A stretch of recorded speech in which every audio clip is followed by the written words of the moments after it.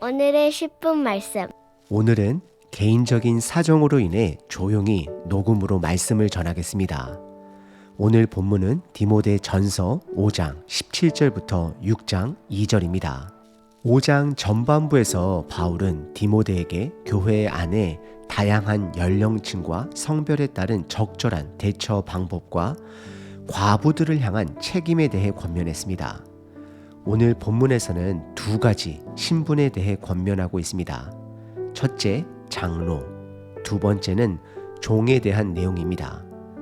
특히 오늘 본문은 장로의 직책에 집중합니다. 장로는 지금의 목회자처럼 말씀을 가르치는 사역자를 의미합니다.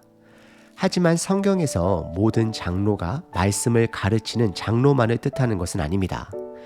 지금 우리가 목사라고 부르는 직책은 시대와 상황에 따라 명칭이 달라질 수 있지만 역할의 본질은 변하지 않습니다. 여기서 잠시 장로와 직책과 역할을 살펴보게 되면 에베소 교회 당시에는 신약 성경이 완성되지 않은 상태였기 때문에 예수님의 가르침을 직접 받은 사도들을 통해 리더들이 세워지고 있습니다. 따라서 말씀을 전하는 자들의 역할이 매우 중요했던 시점입니다. 장로에게는 두 가지 유형이 있습니다. 첫째, 말씀을 가르치는 장로가 있고, 둘째, 말씀은 가르치지 않지만 교회의 지도자로서의 결정을 내리는 장로들이 있었던 것으로 보여집니다. 그렇다면 감독자와 장로는 어떤 차이가 있을까요? 바울이 디모데에게 장로의 자격 조건을 따로 언급하지 않은 것으로 보아 감독자와 장로가 동일한 직책일 가능성이 있습니다. 하지만 그래도 구분을 짓자면 장로는 나이가 많은 영적 지도자를 뜻하며 교회의 신앙적 방향을 이끄는 역할을 합니다. 감독자는 돌보는 자를 의미하며 교회의 행정적 책임과 관리를 맡는 역할에 초점이 되어 있습니다. 중요한 점은 높고 낮음의 차이가 없다라는 것입니다.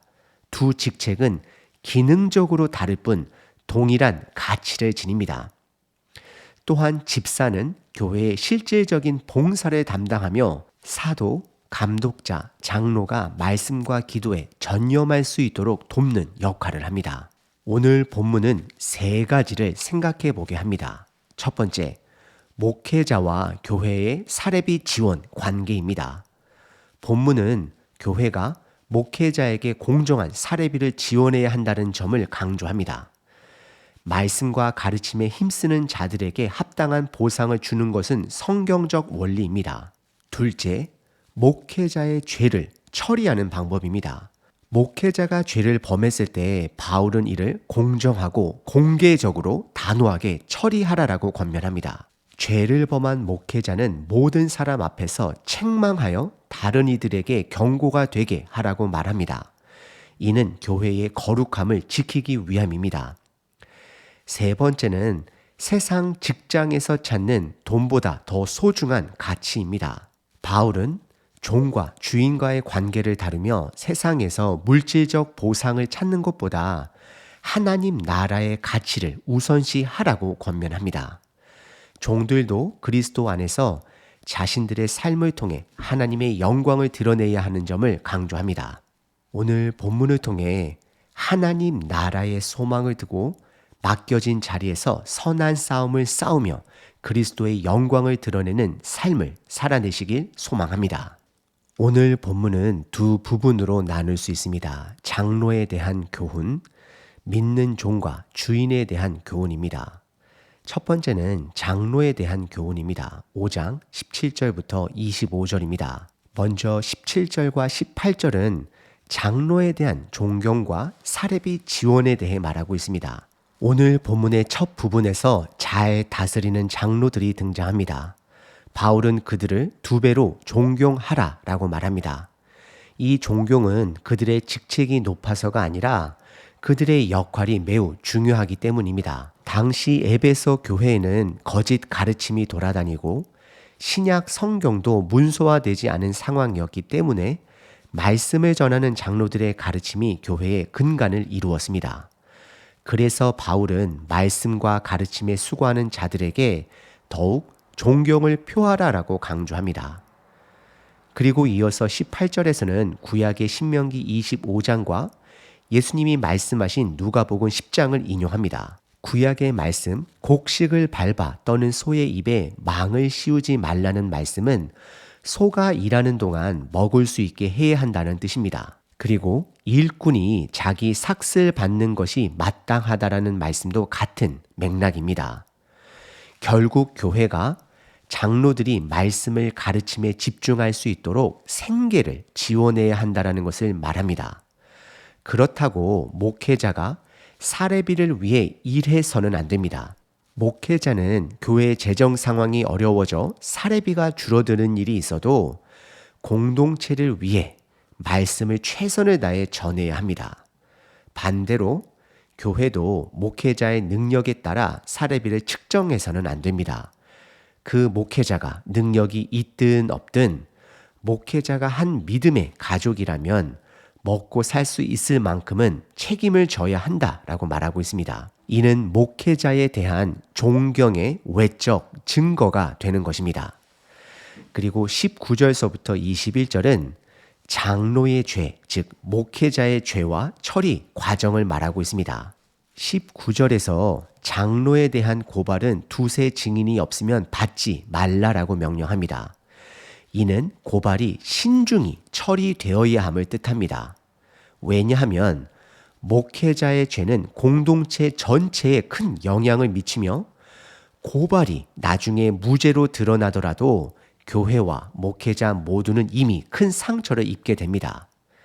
또한 에베소 교회는 목회자를 모함하는 거짓 교사들 그룹이 있었을 가능성을 또한 암시합니다.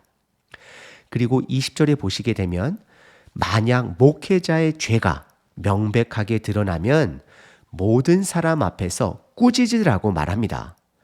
거짓 가르침이 성황하던 당시 진리를 가르치는 자의 죄는 더욱 심각하게 다뤄야 했습니다. 공개적인 꾸짖음은 공동체에게 경각심을 주기 위함입니다. 목회자에 대한 신뢰는 설교가 아닙니다. 그들의 삶이 신뢰를 보여주어야 합니다. 그리고 5장 22절서부터 25절까지는 장로 인선의 신중함을 강조합니다. 21절에 바울은 엄히 명령하며 장로의 죄를 처리할 때 편견 없이 공정하게 하라라고 합니다. 교회는 잘못을 덮기 위해 애써서는 안 됩니다. 공정한 처리는 교회의 선한 싸움의 일부분입니다. 그리고 22절에 디모데에게 장로를 세울 때 경솔히 안수하지 말라, 세우지 말라라고 경고합니다. 잘못된 사람을 리더로 세우는 것은 교회의 큰 문제로 이어집니다. 바울은 디모데에게 다른 사람의 죄에 간섭하지 말고 내 자신을 지켜 정결하라라고 권면합니다. 디모데가 거룩함을 잃으면 판단력이 흐려질 수 있기 때문입니다. 그리고 갑자기 23절에 바울은 디모데의 위장병에 대해 포도주를 조금씩 마시라고 권합니다. 이는 디모데가 교회 인선 문제로 인해 스트레스를 받아 건강이 악화되었음을 암시하는 것 같이 보여집니다. 동시에 바울은 디모데를 격려하며 그의 육체적 고충을 이해합니다. 그리고 24절과 25절은 바울은 장로들의 죄는 반드시 드러나게 될 것이다 라고 말합니다. 이는 종말론적 시각에서 하나님 앞에서 숨길 수 있는 죄가 없다라는 경고입니다. 목회자는 이 경고를 진지하게 받아들여야 합니다. 그리고 오늘 본문의 두 번째 부분은 믿는 종과 주인에 대한 교훈입니다. 6장 1절, 2절입니다. 당시 종의 제도는 하나님이 허락하신 것이 아니라 인간의 죄로 인해 생긴 신분 제도였습니다. 그러나 그 안에서도 하나님의 나라가 드러나야 함을 바울은 가르칩니다. 1절에 보시면 믿지 않는 주인을 섬기는 종에 대해서입니다. 바울은 예수님을 믿는 종들에게 믿지 않는 주인을 공경해야 된다라고 권면합니다. 왜냐하면 종의 태도가 하나님의 이름과 가르침이 비방받을 수 있었기 때문입니다. 그리고 두 번째 부분은 2절에 믿는 주인을 섬기는 종입니다. 믿는 주인을 가볍게 여기지 말고 더욱 잘 섬기라고 권면합니다. 믿는 주인을 형제라고 해서 그 관계를 가볍게 보아서는 안 됨을 말합니다. 오히려 하나님의 사랑을 받은 자로서 더 잘 섬겨야 한다라고 말하고 있습니다. 바울이 강조하는 메시지는 신분과 상관없이 복음의 진리를 따라 하나님의 선한 뜻을 세상 구조 가운데 드러내어야 한다는 것입니다. 저와 여러분들이 다니는 직장에서 돈보다 더 중요한 가치가 있음을 기억하셔야 합니다. 그것은 바로 하나님의 나라입니다. 오늘 본문은 장로에 대한 가르침과 주인에 대한 종의 태도를 다루었습니다. 이 말씀을 통해 우리 각자가 스스로의 마음을 점검해 보시길 바랍니다. 목회자들에게 묻습니다. 혹시 사례비를 받은 만큼만 일하고 있지는 않으십니까? 목회자의 섬김은 사례비에 비례하는 것이 아닙니다. 하나님이 주신 사명과 비전에 비례해야 합니다. 물론 개인적으로 아버지로서 어머니의 역할을 포기하라는 말이 아닙니다. 중요한 것은 하나님의 공급하심의 주권을 신뢰하며 그 자리에서 몸부림치며 충성하고 있는지를 스스로 물어야 한다는 것입니다. 교회 성도님들께 묻습니다. 혹시 현재 교회 목회자들을 여러분들이 고용한 일꾼처럼 여기고 있지는 않으신지요? 이제는 건강한 목회자가 교회를 세우는 시대가 아니라 건강한 성도가 건강한 목회자를 세우는 시대임을 기억하셔야 합니다. 교회는 사람의 것이 아닙니다. 예수님이 머리가 되신 공동체입니다. 또한 목회자의 죄가 명백히 드러날 때는 편견 없이 공개적으로 처리되어야 합니다. 이는 단순히 벌을 주기 위한 목적이 아니라 교회의 거룩함과 구별됨을 지키기 위함입니다. 목회자 여러분, 우리 모두는 기억해야 합니다. 우리의 죄는 반드시 드러날 것입니다. 사람들 앞에서 숨겨질 수 있을지 몰라도 하나님 앞에서는 숨길 수 없습니다. 마지막으로 세상의 직장에서 우리는 무엇을 바라보고 있습니까? 돈의 가치를 쫓고 있지는 않은지 돌아봐야 합니다. 세상, 직장 속에서도 하나님 나라가 드러나는 삶을 살아야 합니다. 여러분들의 행실을 통해 하나님의 이름이 높임을 받을 때 그것이 바로 하나님이 기뻐 받으시는 예배요, 하나님의 나라를 위한 선한 싸움이 됩니다.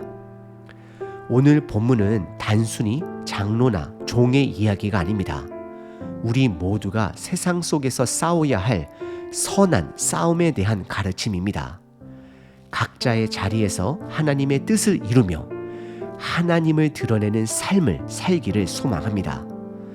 우리가 교회와 세상 속에서 이 싸움을 이어가길 기도합니다. 고린도 후서 10장 4절 우리의 싸우는 무기는 육신에 속한 것이 아니요 오직 하나님 앞에서 견고한 진을 파하는 강력이라. 아멘. 항상 기뻐하라. 쉬지 말고 기도하라. 범사에 감사하라.